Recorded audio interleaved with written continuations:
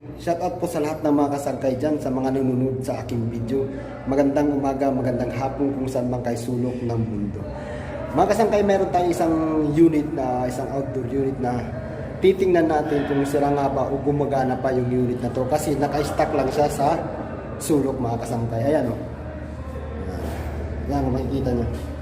Yan ang ating titingnan at aalamin kung sira nga ba yung outdoor unit na mga kasangkay. Siyempre, ang gagamitin natin dyan mga kasangkay na ating tools is clamp meter, Phillips screw at saka multi-tester na analog para dun sa pag-check up ng ating capacitor. Say hi Philippines! Okay. Say hi! Kumusta Philippines? Okay? Isang pangkalit na naintindihan sinasabi ko. Kaya mga kasangkay, kung bago ka lang sa aking YouTube channel, pakisubscribe naman, pakilike at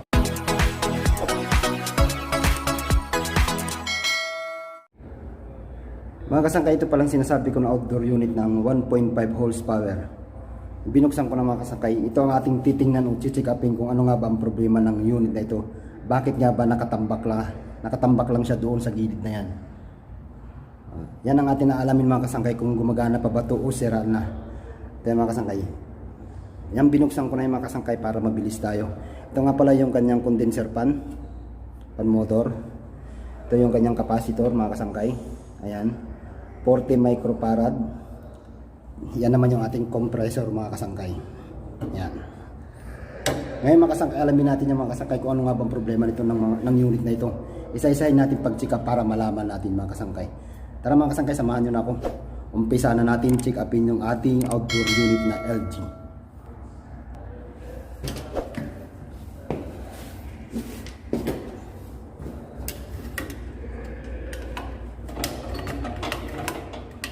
Tanggalin natin yung tunnel nito mga kasangkay. Tingnan natin yung capacitor. Check upin natin sa pamamagitan ng ating tester.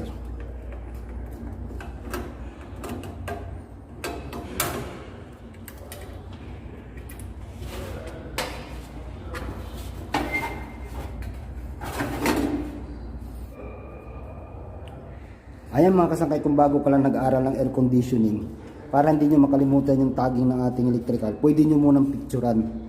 Para mamaya pag binaklas nyo, pag ikinabit nyo, madali nyo matandaan. Pagbaklas ng ating mga wire.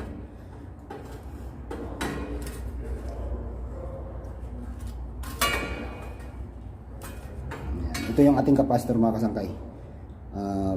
40 microfarad. Dual capacitor na yan mga kasangkay. Ayan. Ayan ito dito. Tabi natin. Baklasin natin ito mga kasangkay. Ito yung para sa pan motor. Itong wire na to. Ito ay para sa pan motor. Ayan, kung makikita nyo mga kasangkay, papunta yan doon sa ating pan motor. Ito naman yung ating para sa compressor na wire.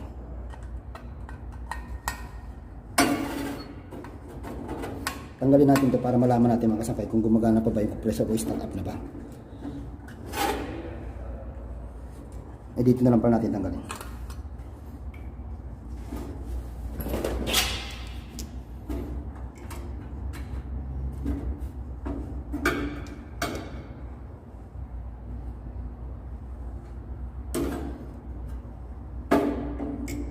Paalala lang mga kasangkay, para din sa mga baguhan na kung hindi nyo pa kabisado mga wiring, picturean nyo muna kasangkay para hindi kayo malito sa pagbalik. Yan, napaklas na natin yung kabitan ng ating capacitor.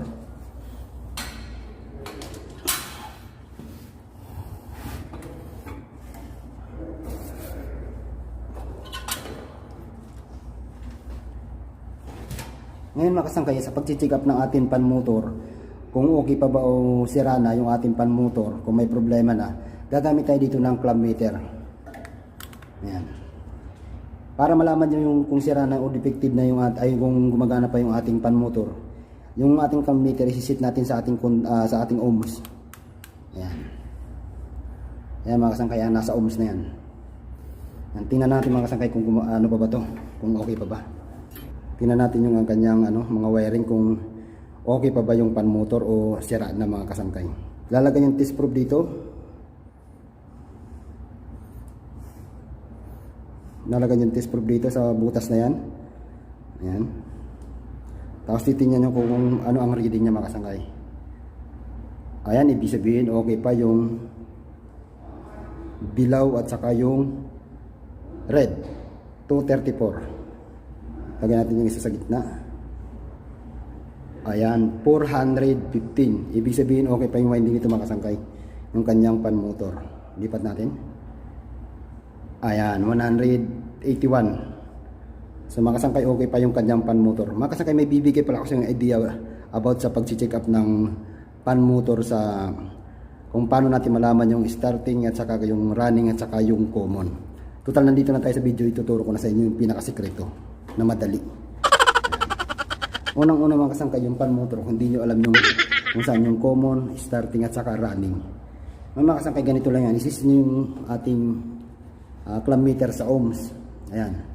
Tapos pagkasit nung sa ohms, mga kasangkay, kung hindi nyo alam yung common dito, for example na nag-repair kayo ng isang unit tapos nabaklas na yung wire, alamin yung kung yung nasa yung auxiliary ng pan motor saka yung common. Ganito mga kasangkay, pag check up nito na napakasimple lang na idea. Una mga kasangkay, ilalagay yung test probe sa dulo-dulo para malaman natin kung saan bang auxiliary. Ayan. Ayan, kung nakikita nyo yung reading mga kasangkay is 234. 234. Alamin muna natin yung auxiliary nito kung saan yung pinaka-starting ng ating pan motor na condenser. O kahit anong pan motor. Kagaya nito na 3 leads, alamin natin kung saan ang starting nito. Ayan, 234. Ayan mga kasangkay, sa dilaw yan at saka sa pula o sa red. Tapos ilipat natin yung yung itim dito sa gitna. Para malaman natin kung saan ang starting. Ayan, 415 mga kasangkay. Ano yun mga kasangkay? Blue at saka red. 415. Ngayon ang sinasabi pa niya kasangkay na napakadali alamin ang auxiliary ng ating pan motor. Isa, hanapin muna yung pinakamataas na reading. Ulitin natin. Lagay natin yung itim sa dulo, sa dilaw. Saka yung isa sa atin red. Ayan, 234 ang reading. Tapos yung itim lipat natin dito sa atin sa gitna, sa blue. Ayan, 415. So ibig sabihin mga kasangkay, yung ating auxiliary ng ating pan motor ay yung ating kulay red, kasi yun ang pinakamataas na reading. Yan ang auxiliary natin. So ngayon mga kasangkay, alamin natin kung nasa naman yung common ng ating pan motor. Ulit, tester ulit. Ayan. Sa paghahanap ng common mga kasangkay, hahanapin mo yung pinakamababa na reading. Hahanapin mo, ibig sabihin yun ang pinaka-common natin. Lipat natin to.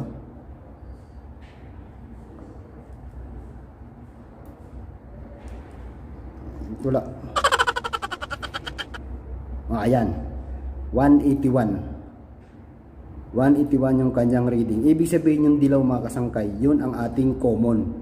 So yung gitna, ibig sabihin yan ang ating running. Kasi ang hinahanap natin ito mga kasangkay, yung pinakamababa na reading. Kanina hinahanap natin yung pinakamataas, yun ang ating auxiliary or ating starting ng pan motor. Ito kanina yung ating hinahanap dito mga kasangkay, ulitin ko, ang ating hinahanap dito ulit yung auxiliary ng ating pan motor o starting. Hahanapin mo yung pinakamataas na reading.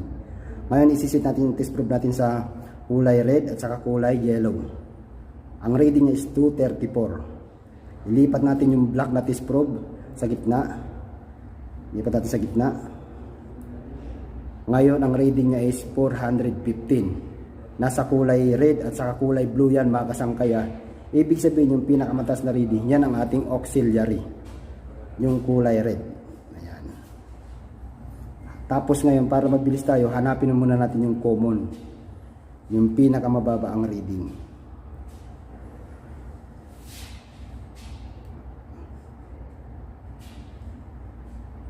Ulitin natin.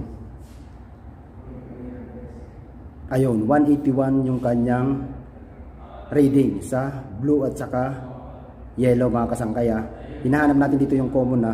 Yung common ay yun ang pinakamababa ang reading. Lipat natin itong red dito sa dulo. Ayan, sa red na wire. Share natin.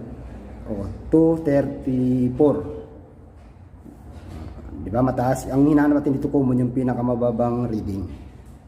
Lagay natin sa red ulit.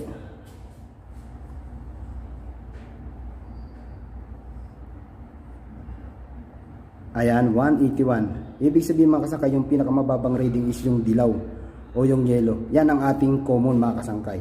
Yan ang pag-check up ng ating pan motor para malaman natin ang starting, common at saka yung running ng ating pan motor. Ngayon mga kasangkay, ito yung gitna na to. Ito yung ating running, ito yung ating starting, ito yung ating common. Mga kasangkay, yan ang idea ng pinakamabilis sa pag-check up ng ating pan motor kung saan ang starting, running at saka common.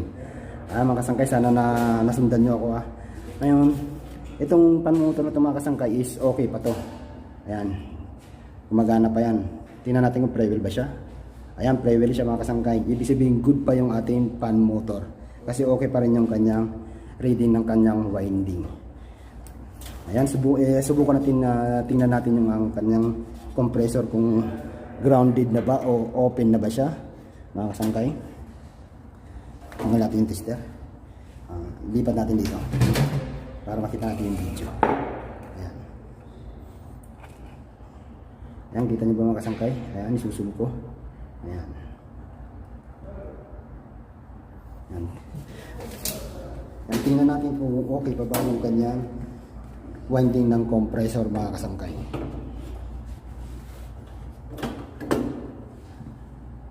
Ayan, kita nyo ba yung ating clamp meter? Ayan, yun, napakalinaw. Malinaw pa sa pagmamahal. Kasi dun sa jowa mo, niloloko ka lang. Joke lang. Ngayon mga kasangkay, para malaman natin kung grounded ba yung compressor o grounded pa ba o grounded na ba o hindi pa grounded.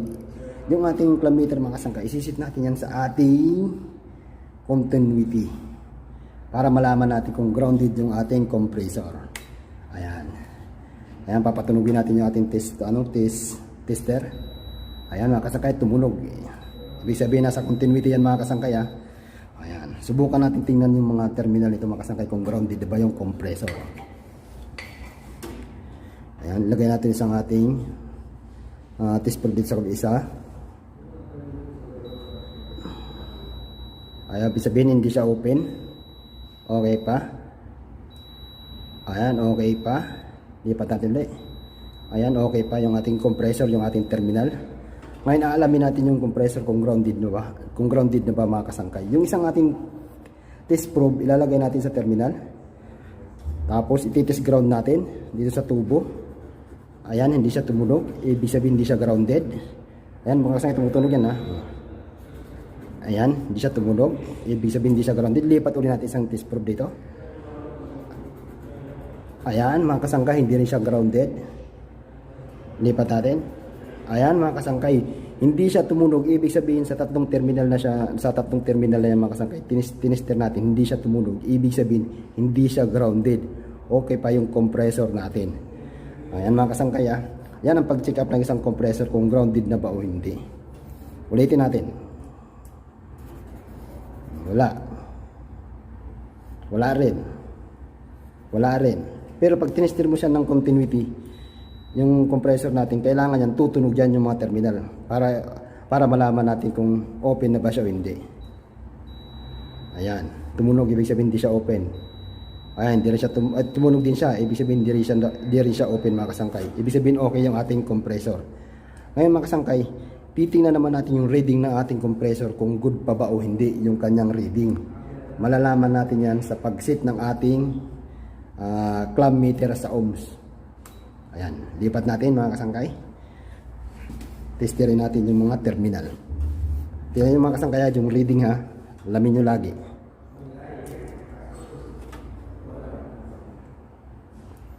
.3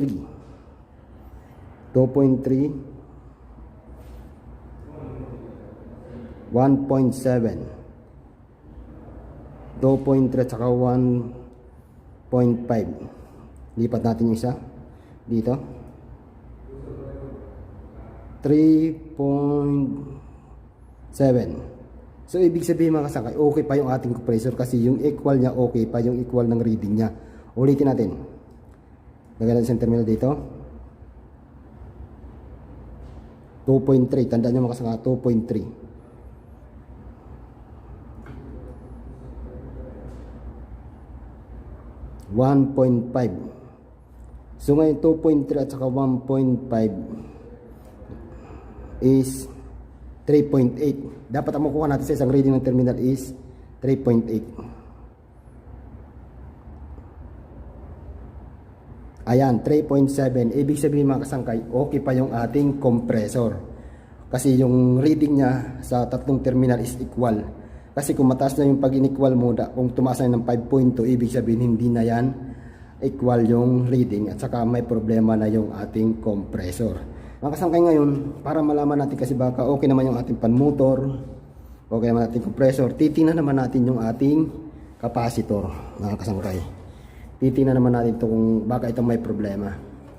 Pero mga kasangkay, pag check up ng capacitor para sa pinakamabilis na pag-check up, titingnan nyo na kung lumulubo ito mga kasangkay, ibig sabihin may problema na yung ating capacitor. Ito okay pa naman. Tapos dito kung mayroon itong mga leak, ibig sabihin may problema na rin yung ating capacitor mga kasangkay. Saka malalaman din yan kasi may maglalangis to dito sa magilid na yan. Pag naglangis yung mga kasangkay yung ating capacitor, ay may problema na rin. May mga kasangkay capacitor to is itong tinatawag na dual capacitor. Ayan, ito yung ating running or C na nakalagay, common. Ito yung ating herm para to sa ating compressor ng starting. Ito naman yung ating pan. Ayan, may nakalagay na pan. Ibig sabihin para to sa ating pan motor. Ito ang tinatawag na dual capacitor. 400 volts saka 40 microfarad. Minus 5 at saka positive 5. Ngayon mga kasangkay, pag-check up ng capacitor para malaman natin kung sira na nga ba o gumagana pa, check upin natin sa pamamagitan ng ating multi-tester na analog. Kasi analog ang meron ako dito, pero kung meron kang digital, mas maganda rin mga kasangkay para makita yung reading ng ating capacitor kung okay pa ba or good. Pero dito check upin natin ito sa pamamagitan ng ating multi-tester na analog. Ay, matanggal. Kasangkay, paalala lang ha, para lang to sa mga baguhan na nag-aaral ng air conditioning. Sana may matutunan din kayo dito mga kasangkay kahit papaano. Kasi pag nag-aaral kayo sa test daw, pag nag-exam, minsan ganitong pinapaano sa inyo, pinapa-install, pinapakabit. And kung wala kayong alam, ay siguradong babagsak kayo. Ay mga kasangkay, chichikapin na natin, titingnan natin yung ating capacitor kung good pa ba o hindi na mga kasangkay. Ito, yung ating multi-tester na analog, isisit nyo lang ito mga kasangkay sa resistance. Ayan, lagay na natin sa 10 o pwede naman sa 10 o di kaya sa 100, di kaya 1K. Ito is sa resistance or ohms. Ito yung microfarad. Ito naman yung ating DCB, direct current volt. Ito naman yung ECB, alternating current volt. Ito yung para sa kuryente. Ito naman para sa mga battery. Ayan. Yan, isisit natin yung ating multimeter na analog sa times 100 na mga kasangkay para madali. Ayan, tingnan natin yung ating capacitor.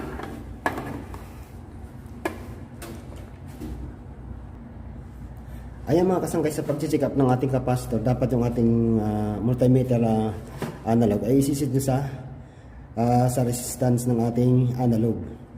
So times 1 o di kaya times 10 o times 100 o times 1,000. Pero isisit lang natin ito sa 100. Ngayon, malalaman mga kasangkay yung pagsisit ng pagtitest ng ating capacitor sa pamamagitan kung papalo yung ating analog.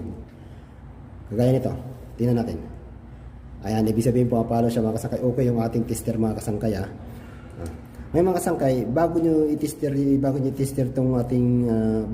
yung ating capacitor, isisit nyo muna yung ating analog ng 0,0. Ayan. So ayan, ito yung sit nyan mga kasangkay. Yung 0 ohms adjust. Ayan.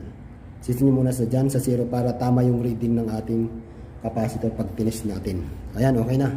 Ngayon, ganito ang pag-check ng mga kasangkay. Susundan nyo yung aking kamay mga kasangkay.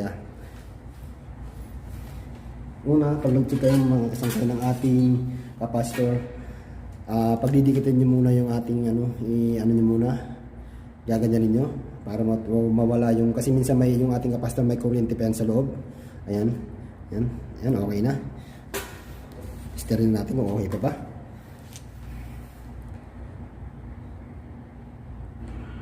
Ayan.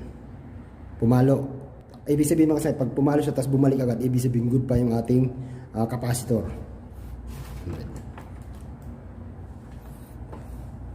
Ulit.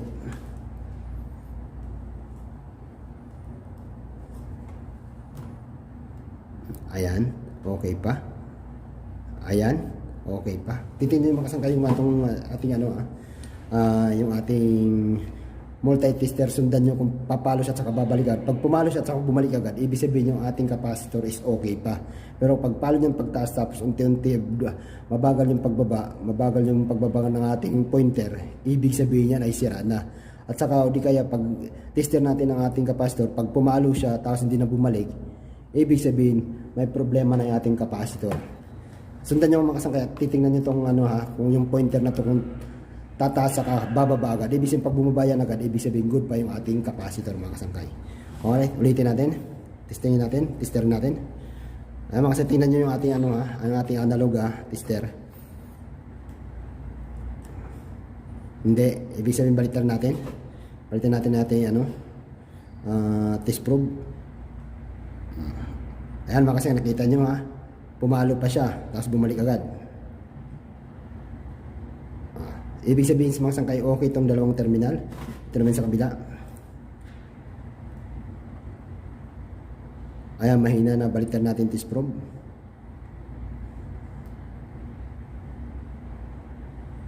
Ayan, okay pa. Kabila. Baliktad natin.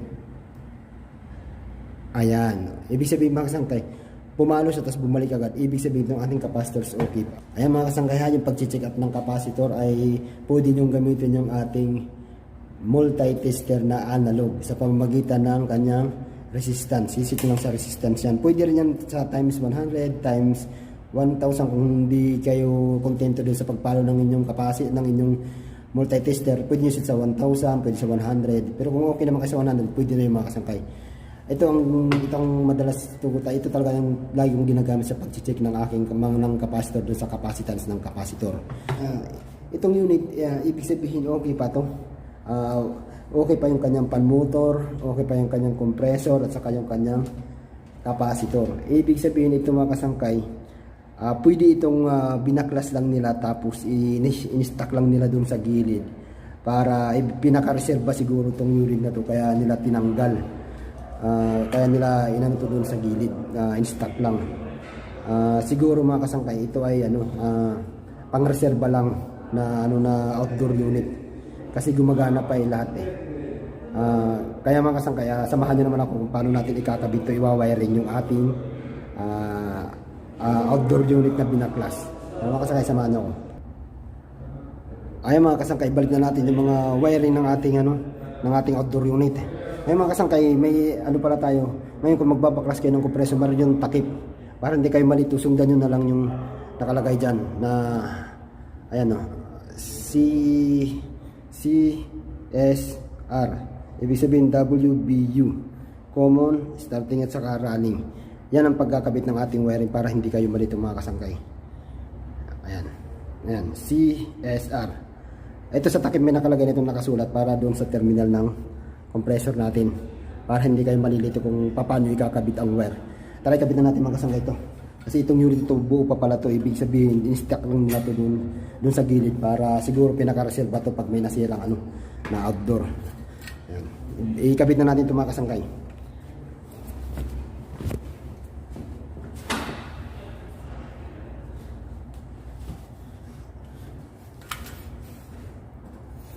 Ano mga kasangkay, sa pagkabit ng mga wire, pwede nyo ito sundan na itong takip na ito ng compressor para hindi kayo malito.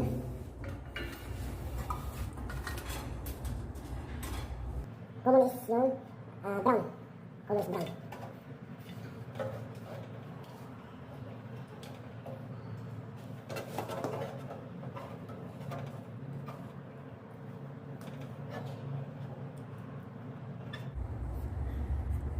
Ayan mga kasangkay, yung ating capacitor lalagyan na natin. Ito yung brown ng galing compressor, ito yung common. Ito naman blue is running, line 2. Lalagyan natin sa running dito sa ating capacitor.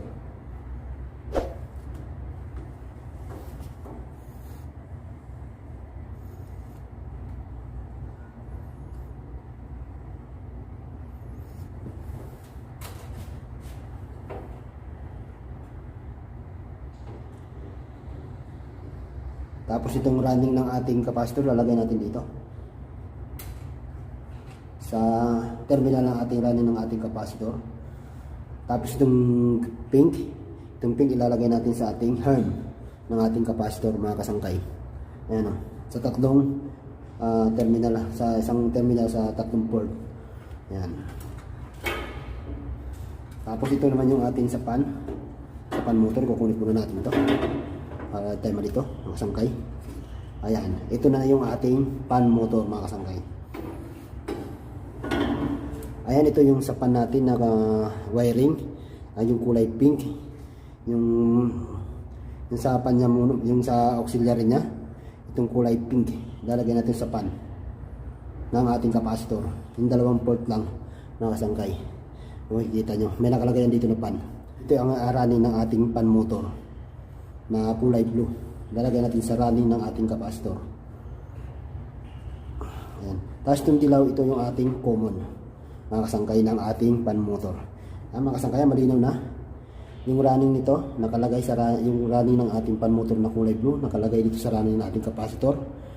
At saka yung pink, yung starting ng ating auxiliary ng ating pan motor, nakalagay sa pan ng ating capacitor. Tapos yung connection, mga kasangkay, na dilaw, yung common, nakadirekta mismo doon sa line 1 ng ating supply. Ito naman sa compressor na wire, ito yung common ng ating compressor ay nakadirekta din sa ating line 1. Tapos yung blue nakalagay doon sa ating running ng ating capacitor. Ayan, blue, magkakasama. Tapos yung pink nito, yan ang starting ng ating auxiliary ng ating compressor na kulay pink, ilalagay natin sa arm ng ating capacitor. Ayan, nakasulat yan dito ha, nakasangay. Tapos yung itong kulay blue, makasangkay ng ating running capacitor, yung isang low supply niya ipapunta dun sa line 2. Ayan, kung makikita nyo, mga kasangkay, ayan, nasa line 2 siya. Nasa line 2 siya, mga kasangkay. Kung makikita nyo, tingnan nyo. Ayan. Yan, mga kasangkay, yung ating supply ng ating capacitor ay nakapunta sa line 2 ng ating supply. Ito naman yung ating line 1. Common ng ating compressor. Yung line 1, common ng ating compressor. At saka common ng ating pan motor. At saka yung line 2 is running natin papunta sa capacitor. Yun ang magsusupply ng ating line 2 punta sa ating capacitor.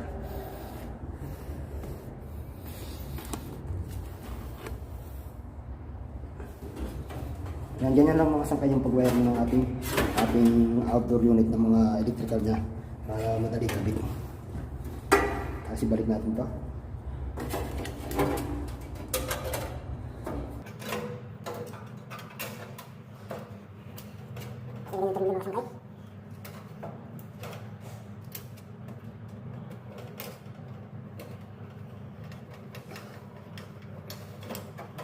Tapos pag nakasabay balik natin para hindi mawala.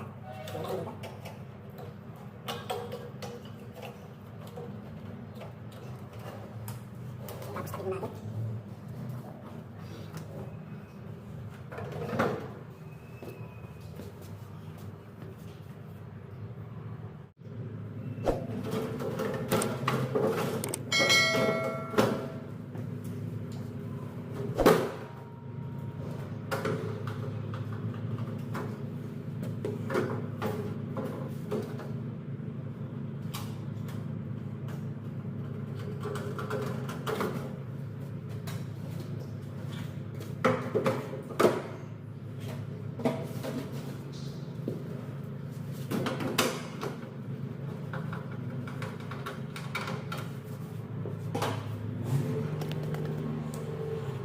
Ayan, mga kasangkay, yung pag-check up ng ating outdoor unit ng LG. Sana, mga kasangkay, may natutunan kayo sa video ito at may nabahagi akong kunting kalaman sa inyo. May mga kasangkay, kung bago ka lang nga pala sa aking YouTube channel, paki-subscribe naman ang aking YouTube channel, paki-like at paki-share at paki-hit na rin ang notification bell dyan para updated kayo sa mga ilalabas kong video about sa repair, mga kasangkay, ng aircon at saka sa refrigeration. Ayan, mga kasangkay, maraming salamat po sa inyo.